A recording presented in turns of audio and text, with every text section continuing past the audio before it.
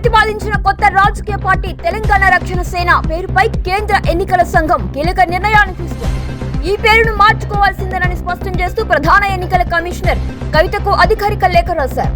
కవిత తన కొత్త పార్టీని తెలంగాణ రక్షణ సేవ పేరిట రిజిస్ట్రేషన్ కోసం ఈసీకి దరఖాస్తు చేసుకుంది. అయితే గతంలో కేసీఆర్ నేతృత్వంలోని తెలంగాణ రాష్ట్ర సమితి సంక్షిప్త నామం కారణంగా ఈ పేరు ఓటర్లలో గందరగోళం సృష్టించే అవకాశం ఉందని ఈసీ అభిప్రాయపడింది. ఇక దీంతో పార్టీ పేరు మార్చాలని ఆదేశించింది. రాబోయే 15 రోజుల్లోగా 3 ప్రత్యామ్నాయ పేర్లను సమర్పించాలని కవితకు ప్రధాన ఎన్నికల కమిషనర్ సూచించారు. లేకపోతే పార్టీ రిజిస్ట్రేషన్ దరఖాస్తును ఎలాంటి ముందస్తు సమాచారం లేకుండా మూసివేస్తామని హెచ్చరించారు. ఈ పేరుపై బీఆర్ఎస్ తో పాటు వివిధ వర్గాల నుంచి ఈసీకి భారీగా అభ్యంతరాలు, ఫిర్యాదులు కూడా వచ్చాయి. మహారాష్ట్రలోని మరో సంస్థ కూడా ఇదే పేరుకు దరఖాస్తు చేసుకోవడం వివాదాన్ని మరింత సంక్లిష్టం చేసింది. గతంలో కేసీఆర్ పార్టీ తెలంగాణ రాష్ట్ర సమితిగా ప్రారంభమై ఆ తర్వాత భారత రాష్ట్ర సమితిగా మారింది.